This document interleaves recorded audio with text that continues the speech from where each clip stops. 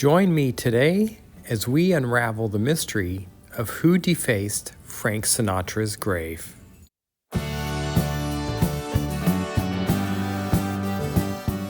Hey everybody, thanks for joining us here at Traces of Hollywood, where we pull back the curtain on the legends and mysteries of the stars. And have I got a mystery for you today, so stick around and let's try and unravel this one together.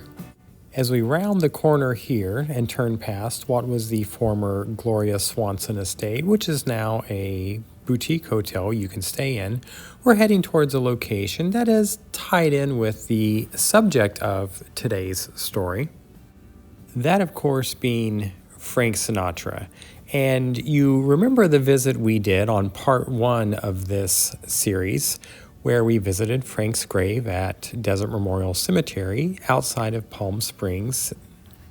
And while we were there, I noticed something that struck me about Frank's grave, and that was that it seemed newer than his wife Barbara's grave, and also just of a different sort. And I thought I had remembered that they were fairly similar in design when I had initially looked his grave up online, but you can see here that they are much different, and his does appear newer than hers. So here's a close-up look, and you can see exactly what I'm talking about, the difference, but also not just the style, but what's written on the grave is different.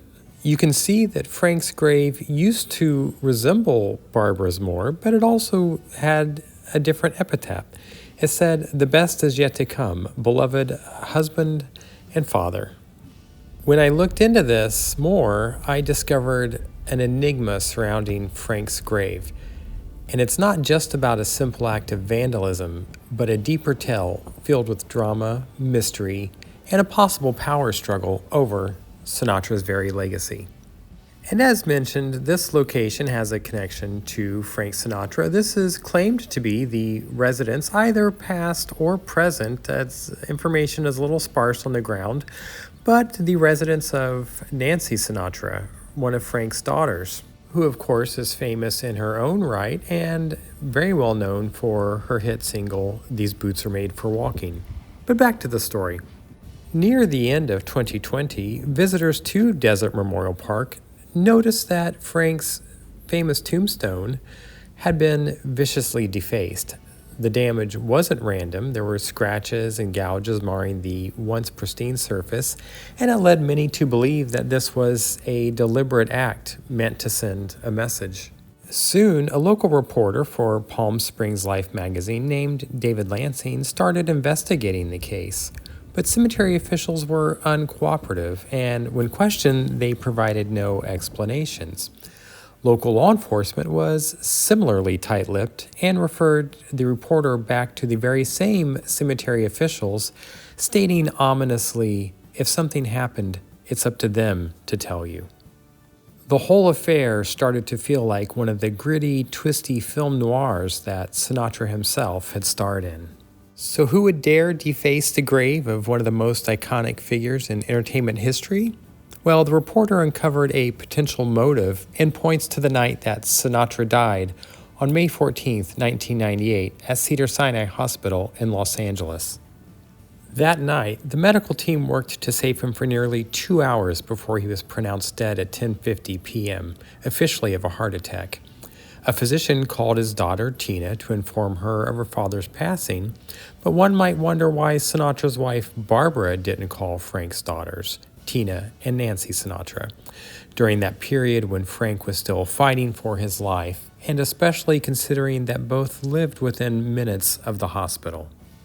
In Tina's book, My Father's Daughter, she says, "I believe the omission was deliberate.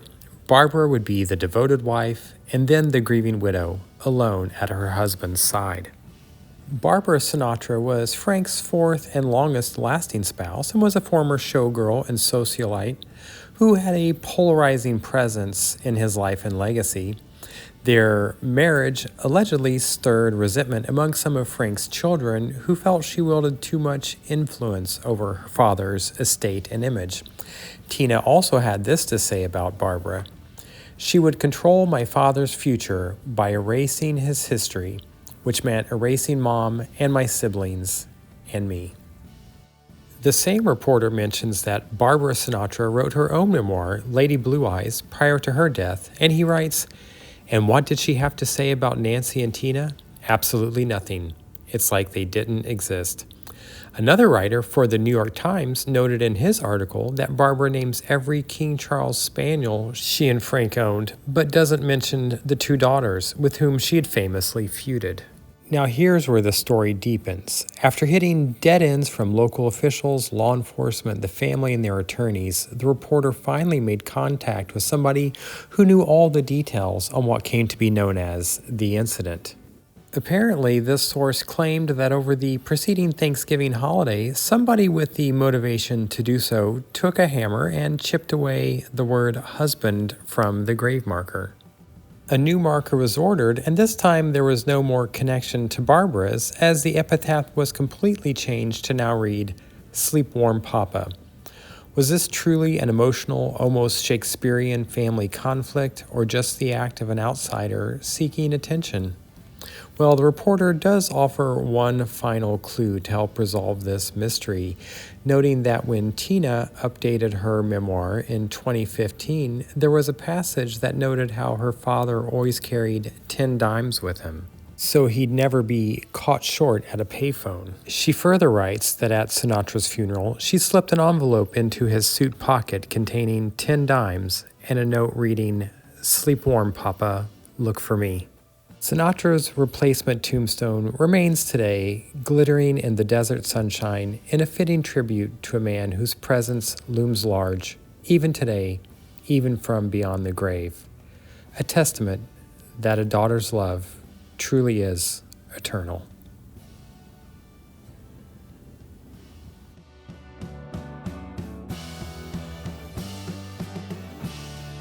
Thanks for stopping by, and if you want to be the first to know when we post a new video about the untold stories and legends from Hollywood's golden age, hit that round logo on the bottom right to subscribe.